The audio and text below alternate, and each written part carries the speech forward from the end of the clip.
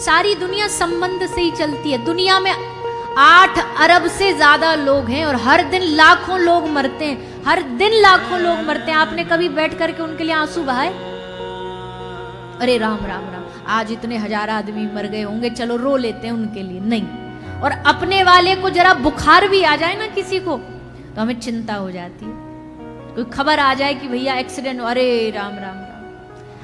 अपने वाले, अपने संबंध वालों की चिंता होती है हमें, उन्हीं की याद आती है हमें। यहाँ बैठ करके कौन क्या कर रहा है याद नहीं, पर यहाँ बैठ के ये जरूर याद आ जाता होगा, अरे 7 बज गए, चिंटू आ गया होगा ट्यूशन से, पता नहीं कौन भोजन देगा, क्या खाएगा। अजी वो हमारे एजी ओजी आ गए होंगे ऑफिस से, उनको कौन प्रसाद पवाएगा, चीखेंगे चिल्लाएंगे। यहाँ बैठे बैठे भी उनकी याद आती है, यहाँ बैठे बैठे भी उनकी चिंता होती है। संबंध अपने आप भगवान से हमें जोड़ देगा, हमें स्वयं उनकी चिंता होने लग जाएगी। यहां बैठे हो पर आपको चिंता होगी, अरे ठाकुर जी का भोग लगा होगा कि नहीं, कई ने अब तक जगाए होंगे कि नहीं, पता नहीं पर्दा खोला होगा कि नहीं।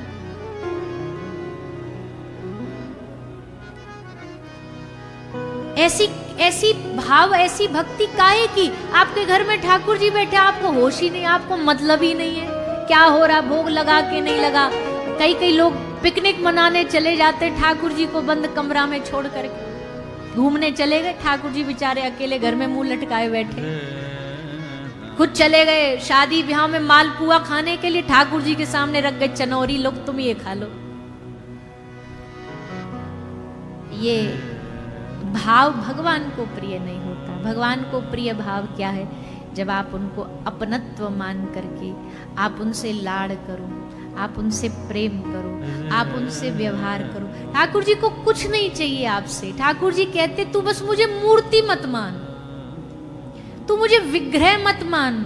मैं विग्रह तब तक था जब तक मैं दुकानदार के पास था, वो मूर्ति तब तक मूर्ति है। तब तक तो आप उनको बक्सा में भी पैक करके लाते हो ना, तो कोई उनमें प्राण नहीं माना जाता। दुकानदार आपको अगर देगा भी, वृंदावन आप गए, बोले लो भैया मूर्ति लेके जाओ, वहां से आप जब लाओगे तो बैग में पैक करके दे दे। पर जिस दिन आप उनको अपने हृदय स्थान पर विराजमान करोगे, जिस दिन आप उनको अपने घर के सिंहासन पर विराजमान करोगे, अब आज से वो मूर्ति नहीं है। अब नहीं कर सकते आपकी कार्टून के डब्बा में पैक करके उनको कहीं भी भेज दो, अब प्राण आ गए। अब वो मूर्ति नहीं रही, अब वो साक्षात श्री विग्रह बन गया है। अब उस श्री विग्रह को वैसा ही प्रेम करो। ठाकुर जी की विग्रह ऐसे पलक झपकती झपकती निहारती होगी, देखा सामने से कोई आ रहा है, घर वाला, ठाकुर जी को लगा अच्छा आ गई हमारी याद, शायद हमसे पूछने आ रहा है कि जी ठीक हो, प्यास व्यास तो नहीं लगी। पर पता चले वो तो उठा बैग अपने ऑफिस निकल गया।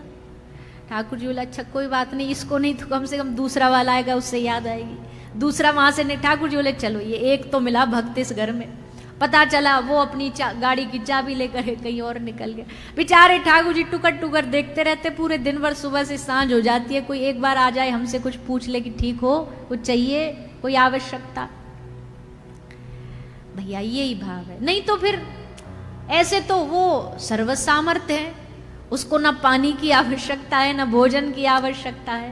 पर कौन कहता है भगवान खाते नहीं बेर शबरी के जैसे, कौन कहता है भगवान सोते नहीं माँ यशोदा के जैसे सुलाते हैं। कभी कभी अपने ठाकुर जी को लोरी सुनाया करो, उनको अपने सिंहासन पर बिठा के चरण दबाते दबाते लोरी सुनाते सुनाते सुलाओ।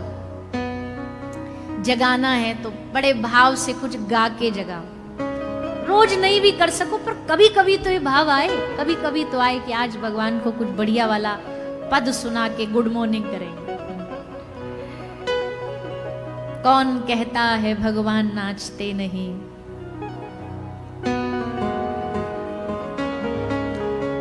बोलिए बोलिए, गोपियों की तरह तुम नचाते हो, ऐसे बोल के ही बोल देते हैं। कौन कहता है भगवान रोते नहीं, अरे वो परम ब्रह्म होगा, उसको मोह माया कैसी। उद्धव कह रहा अरे आप प्रभु परम ब्रह्म जिनके श्री ब्रह्मादि देव आमने सामने खड़े होकर के स्तुति वाचन करते हैं, और आप ब्रजवासियों की मोह में रो रहे हो। ठाकुर ने कहा, रे बावरे उद्धव, ये मोह नहीं है, ये प्रेम की मेरी रीति है। जो मुझे जैसे भजता है मैं उसे वैसे भजता हूं। ताम्स तथैव भजाम्य हम। ब्रजवासी ब्रज गोपी मुझे रो के पुकारते हैं, उनके अश्रुओं को देख करके उधो उधो मोहे ब्रज बिसरत नाही। मैं भी अपनी आंखों के आंसू को रोक नहीं पाता। और अगर मेरा रोना अगर तुझे रोकना है तो पहले गोपियों का रोना बंद करा के आ, तब जानू। गोपियों का रोना बंद करा के आ। उद्धव ने कहा, लो अभी जाते चुटकियों में 2 मिनट का ज्ञान बांट के आएंगे और गोपियां परम ज्ञान को प्राप्त कर लेंगी, फिर रोना धोना बंद हो जाएगा। और तब उद्धव आए ब्रज में गोपियों को उनका रोना बंद कराने के लिए। पर भैया हुआ उल्टा। गोपियों का रोना तो बंद हुआ नहीं, पर प्रेम देख करके उद्धव की आंखों की नदियां बहने लग गई। उस प्रेम की उस नदी में, अश्रु की नदी में उद्धव गोता लगाने लग गए। उद्धव जी महाराज बावरे हो गए। उद्धव जी की बुद्धि काम करना बंद कर गई कि ये हो क्या रहा है इस ब्रज में। जहां देखो पागलों का समूह बैठा बैठा, एक समूह में गोपियां उधर बैठी बैठी चर्चा करी, अरे देखो देखो श्याम सुंदर आ गए, अरे देखो कितने सुंदर स्वरूप धारण करके। दूसरी बोली, बावरी है का? श्याम सुंदर तो कब के छोड़ के मथुरा चले गए। एक गोपी कह रही, अरे बावरी मेरे सपने में आए थे आज। कोई गोपी नाच रही है, कोई गोपी रो रही है, कोई बेसुध परी है, कोई यमुना के तट पर बैठी बैठी बस कन्हैया कन्हैया कन्हैया। उद्धव ने पूछा, काहे को कृष्ण बोल रही हूं? तो गोपी कहती है, कृष्णा कृष्णा करता उधो, कृष्णा कृष्णा करता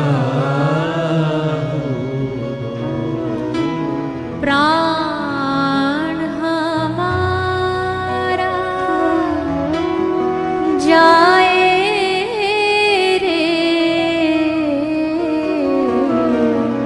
कृष्णा कृष्णा करता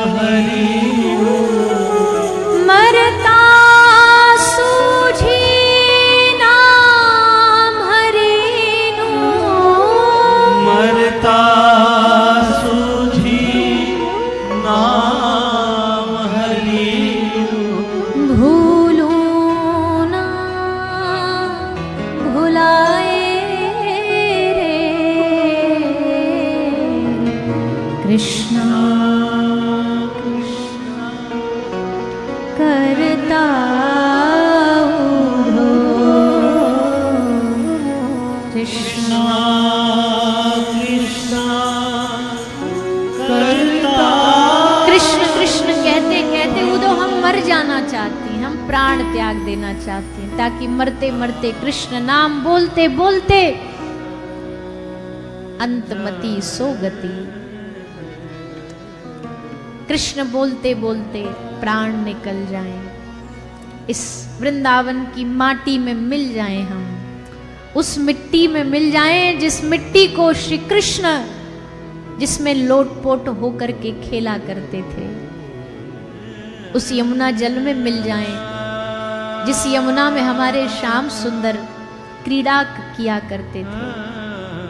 उस आकाश तत्व में मिल जाएं जिस आसमान के नीचे श्याम सुंदर कदम पर बांसुरी बजाया करते थे। उद्धव एक बात हमारा संदेशा जरूर पहुंचा देना उस कृष्ण को, अगर उसे लगता है ये गोपियों से छुटकारा पा लिया तो उद्धव हम ये वादा करती हैं कि मरते समय उसको याद करके मरेंगी और अगले जन्म में फिर उसी का पीछा करेंगी, पर पीछा छोड़ेंगी नहीं छोड़ेंगी। प्रेमी का एक सबसे बड़ा गुण जानते हो क्या होता है? प्रेमी जिद्दी होता, जिद ठान लेता।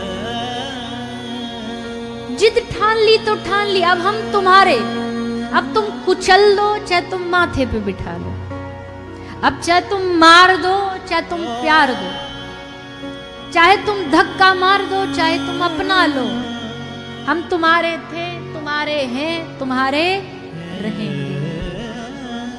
प्रेमी का एक गुण होता है। ऐसा प्रेम का गुण कहां मिलेगा? संसार में नहीं है। पर गोपी कहती हम छुटकारा देंगी नहीं, हम फिर अगले जन्म में कृष्ण कृष्ण कहती हुई फिर आएंगी। उन गोपियों के लिए कृष्ण रोए, सुदामा के लिए कृष्ण रोए, पितामह भीष्म के लिए कृष्ण रोए।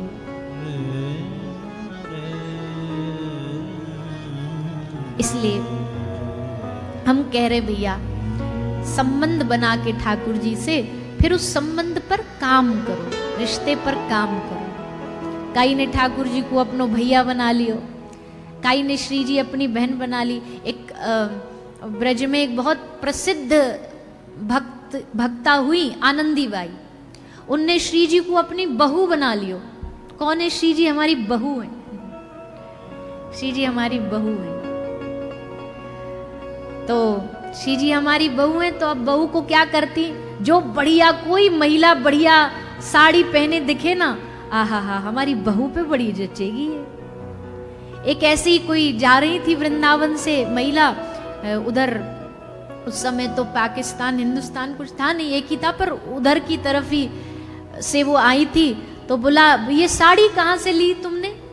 तो बोली हमने फलानी वो जगह से ली। तो बस मन में बिठा लिया कि हमारी बहू रानी को हम यही साड़ी पहनाएंगे। वृंदावन से इतनी दूर यात्रा करके गई, इतनी दूर यात्रा करके गई, वहां से साड़ी लेकर के आई अपनी बहू रानी के लिए, आनंदी बाई। सब भाव होना चाहिए।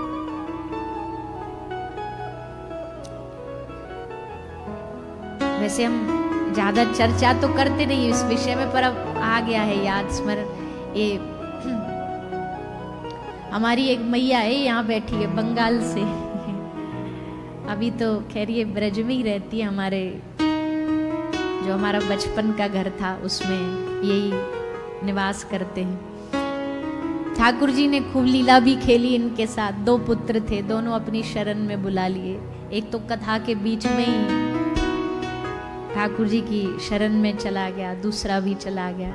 अब इनके जो लड्डू गोपाल जी हैं, इनको ये अपना लाला मान के इनके साथ बालक जैसा व्यवहार करती हैं। अच्छा, अब हमारे तो मन में ये तो हमारे लिए तो बालक नहीं है, तो हमारे पास ला करके ये झूठे हाथ होंगी तो गोदी में बैठा देंगे और फिर कहेंगी इनको आशीर्वाद दो। अब हम कहे मैया तुम्हारा भाव है बालक का, पर हमारा थोड़ी है बालक का, पर इनका भाव है कि हमारे बालक हैं, हमारे लाला हैं। तो वैसे ही व्यवहार हर भक्त को करना चाहिए। जो संबंध है उस संबंध से ही व्यवहार करो। पुत्र है तो फिर भगवान नहीं है, फिर भगवान वाली कोई फीलिंग नहीं आनी चाहिए, फिर तो पुत्र ही है, फिर तो बेटा ही है। ऐसा संबंध ठाकुर जी से। गोपियां क्या कहती हैं? आओ सब 2 मिनट बड़े भाव से गाइए। ब्रज की गोपियां ठाकुर जी से संबंध बना के, प्रियतम बना करके उनसे कह रही हैं, हे श्याम सुंदर हम पर कृपा करो। मैं जहां से भी निकलूं, जिधर से भी निकलूं, आप हमें सामने मुस्कुराते हुए दिखाई दो। आपकी लीला हमारे चिंतन में चलती रहे, आंखों में चलती रहे। मैं तेरी आंखों में डूबी रहूं, मेरे कन्हैया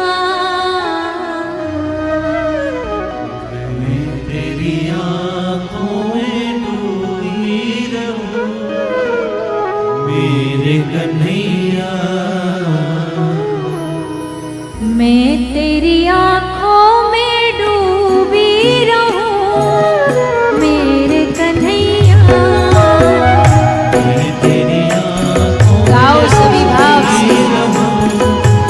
मेरे कन्हैया, मैं तेरी आँखों में डूबी रहूं मेरे कन्हैया। मैं तेरी आँखों में डूबी रहूं